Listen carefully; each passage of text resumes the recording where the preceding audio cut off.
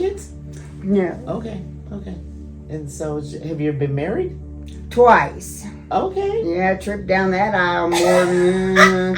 That's never happening again. Were you in the military? No. Okay. I think for me, with you, you've probably been, your story is just like, I don't want to say it's simple. It's not simple, but the way you did it wasn't, when you got to Golden Girls, you did what you had to do.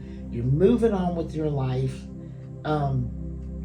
That's, I don't know, it's impressive. It's very impressive. Yeah. Because we've seen a lot of this, right? Sometimes I wonder if some of the ladies, I hope not, but they're under the assumption that this is their final place.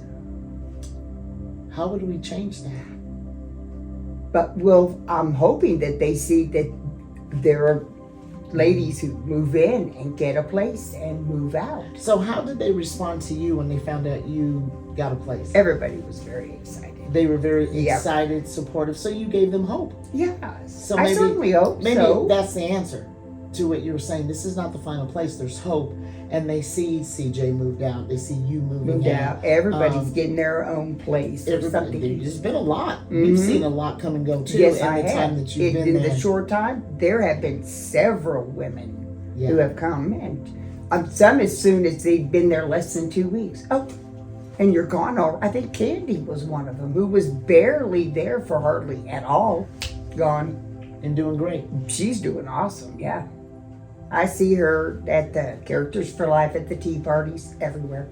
So still connected with you. So that sense of community. Yes. You are building your own community. After you move out of the building doesn't mean you move out of everybody's lives. Yeah. No, we're still involved in it. I love that. So there's like this secret sisterhood that's going on over Us the old Golden Girls. gags are all So let me hanging ask you around. this. I should ask all the Golden Girls this. Let me ask you, because you know the TV show The Golden Girls, right? Oh, of course. Who doesn't? Which one are you? Honestly, I'm Dorothy. Yeah. Yeah. I can see that. Somebody got to be Dorothy. That's me. Hey. I couldn't be Blanche. No. No, couldn't be Blanche. I love it. So has that conversation ever come up? Oh yeah, who is who? Yeah. And see, nobody can be Blanche though. Well, we've had a few Blanches. Oh, that's long before you. Okay, So. I was about to say. We got no Blanches over there now. But I think that is so cool. And maybe we need to get some T-shirts and stuff. I survived the Golden Girls. Shoot, I had the privilege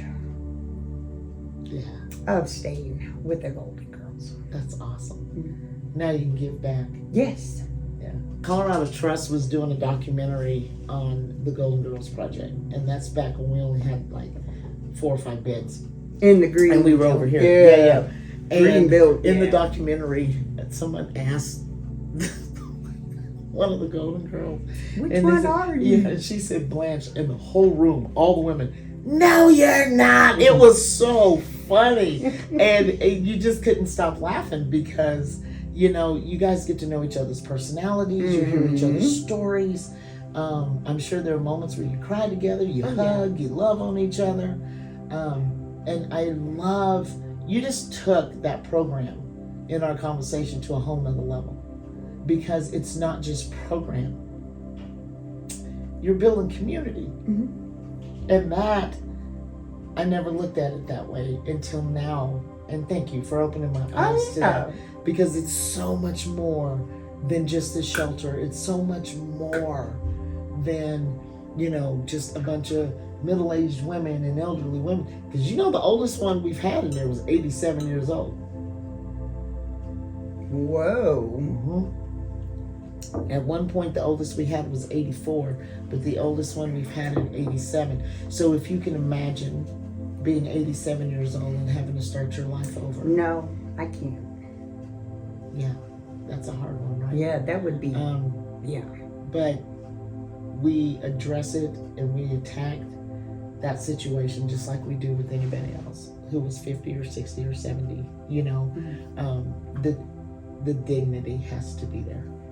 and preserving your dignity, regardless of what you came out of, regardless of what you've been through, because we all got our war scars, right?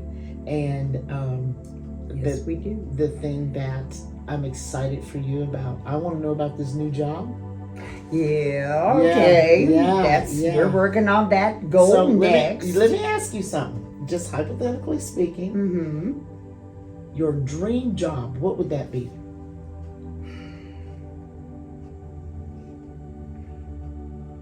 Honestly, I don't know. Just not in fast food for one thing, but still working with people in the public, because that's where I like to work the most. Yeah. And it can't be a sit down job. You got to be up and moving. Yeah, because that's when Were you ever a waitress? Yes. I can see that. You were good.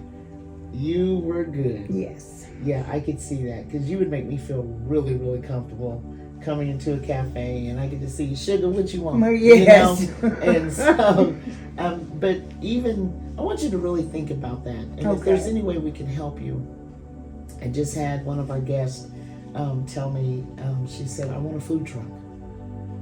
And she goes, I really honestly want a food truck. So we're working with her now to get her into the program that will teach her everything. And I mean, you know, all the business side of it, the administration part of it, not only the food part of it, but her dream is for a food truck. And so, you know, I want to encourage you, dream big. Dream big. You know, this is Dawn's new life, you know, and it can look like however you want, just like your apartment. It can look now however you choose for it to be, right? It's a blank slate, and you get to make that look however you want it to look. So, thank you. Well, thank you. It's been an honor. I know my hands are cold. Oh, that's all right. I'm Cold sorry. hands. Thank you so much again for joining us on Coffee Chat with Mona. And again, we're going to be putting in Dawn's wish list in the comments. And so if anyone has and able to help meet those needs, we would deeply appreciate that. So let's launch this woman. Let's help launch her. So that's the last thing she's worried about is furniture. Yeah. The least of your worries. But you got your own place. Yes. That's what works. So I have somewhere to put it. There's it's called the housing first model. It's where